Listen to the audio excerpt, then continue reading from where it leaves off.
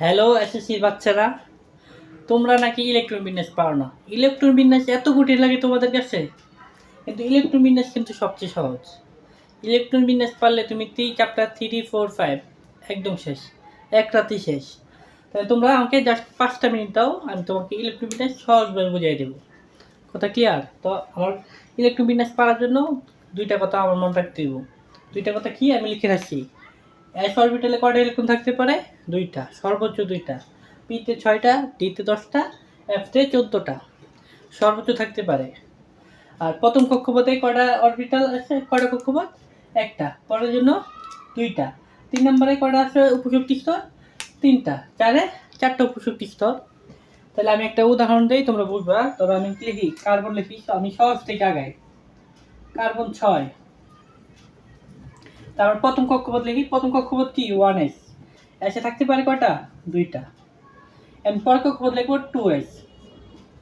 2s এ থাকতে পারে কয়টা? দুইটা। এখন কি আছে? 2p, এই 2p লিখবো।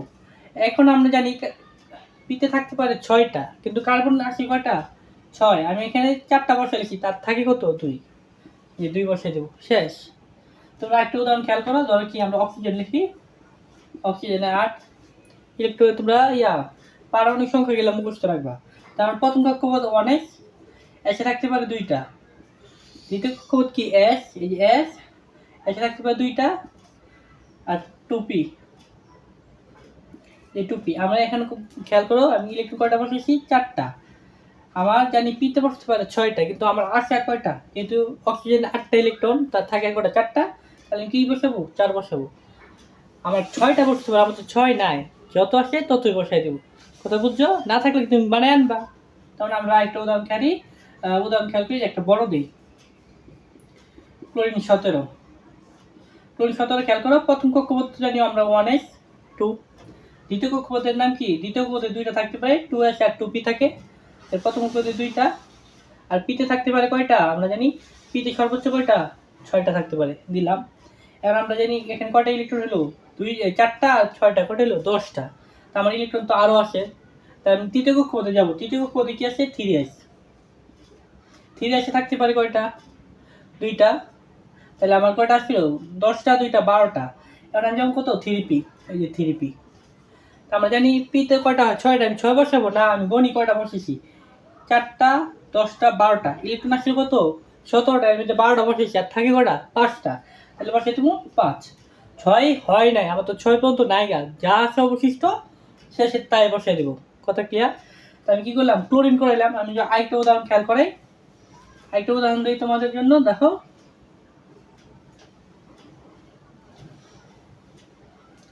ধরো আমি এখন আরো বড় যাই, যেমন ক্যালসিয়াম। ক্যালসিয়ামের কত? 20। প্রথম কক্ষপথে 1s,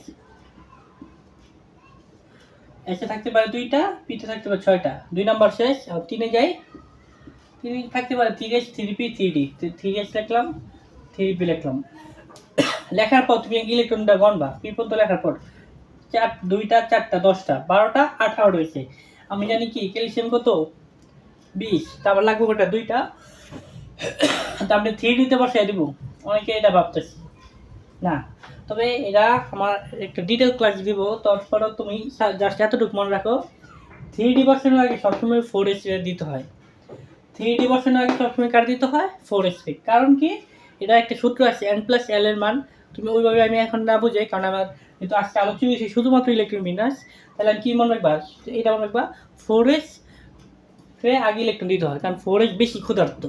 3d তুলনায় 4s বেশি ক্ষুধার্ত, ওরে আগে ইলেকট্রন দিতে হইব। কথা বুঝছো? তাই 3d কথা পরে, আগে 4s ভাবি। এই যে 4s, আমরা যদি আর দুইটা থাকে, তাহলে এই দুইটা কে পাইলে এসে থাকতে পারে দুইটা, তাহলে দুইটা করে হইলো 20টা হয়ে গেল। মানে ক্যালসিয়ামের বাইরে আমরা আরেকটা ভাবি, যেমন ধরো কি স্ক্যান্ডানিয়াম 21 ভাবি। এই দেখো, এটা তুমি এই উদাহরণটা খেয়াল করলে তুমি আরো সুন্দর করে বুঝতে পারবা। তাহলে প্রথম কক্ষপথে থাকে দুইটা,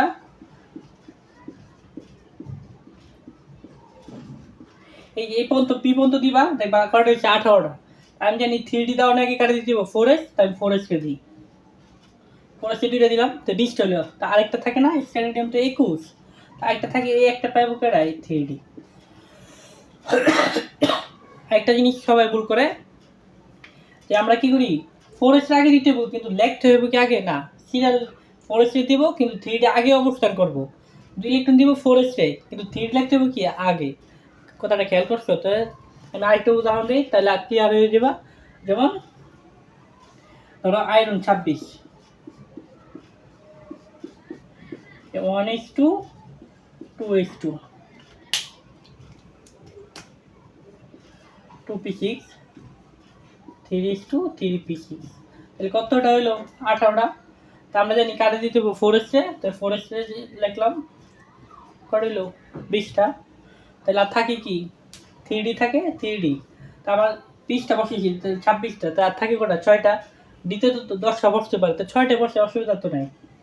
এই যে 6টা বসে এলাম, 10 বসতে পারে কিন্তু আমার তো 10টা ইলেকট্রন নাই, আসছে কয়টা 6টা। তাহলে 6টায় বুঝিয়ে দিলাম, বসিয়ে দিলাম।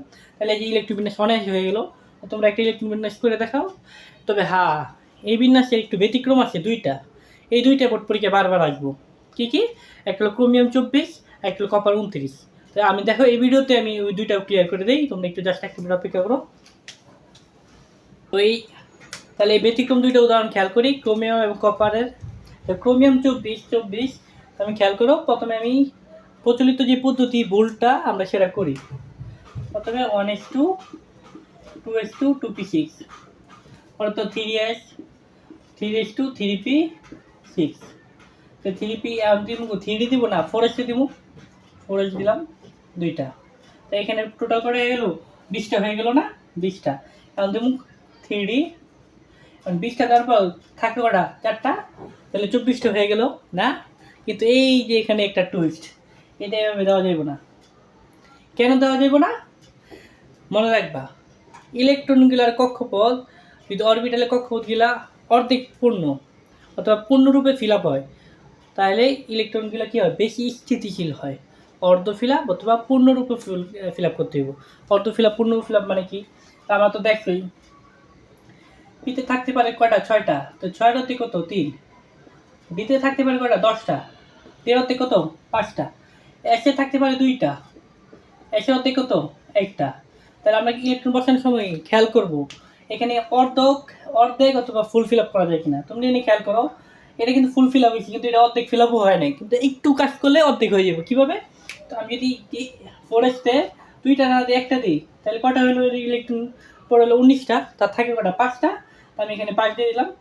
এতে কী হলো অর্ধ ফিল আপ হয়ে গেলো, অর্ধ ফিল আপ হয়ে গেলো, তাহলে বেশি স্থিতিশীলতা লাভ করলো। তাহলে ইলেকট্রন বিন্যাসটা এইভাবে করতে হবে। কথা ক্লিয়ার? তা তোমরা ঘাবড়ানো কিছু নেই। এই ব্যতিক্রমটা শুধু ক্রোমিয়াম এবং কপারের। আমি কপারটা দেই, তুমি আরও খেয়াল করো। এই দেখো কপার 29। তো আমরা প্রথম এই পর্যন্ত তো সেম থাকি সবসময় 1:2 2:2 2p6 3s2 3p6। তাহলে এখানে 18টা, এই যে আমরা 4s দেবো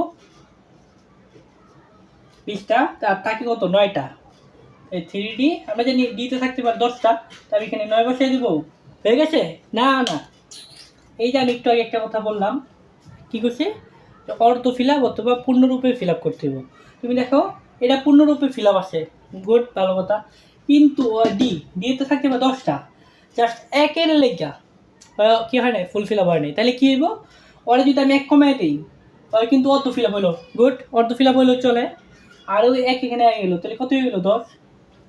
অর্ধ ফিল আপ এবং পূর্ণরূপে ফিল আপ হয়ে গেল। এতে কী হলো ইলেকট্রনগুলো বেশি স্থিতিশীলতা লাভ করলো। তাহলে সবাই এরকম হতে চাইব ক্রোমিয়াম এবং কপার। তো তোমরা এই দুইটা ইলেকট্রন বিন্যাস বারবার করবা, এই দুইটা খুবই ইম্পর্টেন্ট।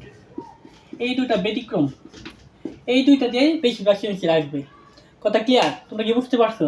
তো এই মাত্র জাস্ট এই অল্প কয়েক মিনিটে তোমরা কি পারবা ইলেকট্রন বিন্যাস করতে পারবো। তো তোমরা 1 থেকে 30 ইলেকট্রন বিন্যাস করে আমাকে বাড়ির কাছে কমেন্ট বক্সে দেখাও। যদি পারো তাহলে তোমার যেই টপিকে সমস্যা আমাকে বলবা, আমি সেই টপিকে একটা শর্ট ভিডিও দিয়ে দেবো। ইনশাল্লাহ তুমি অনায়াসে তুমি সব পারবা। তো তুমি একটা মতো ইলেকট্রন বিন্যাস করেই তুমি তাদের সৃজনশীলগুলো সলভ করতে পারবা। আল্লাহ হাফেজ।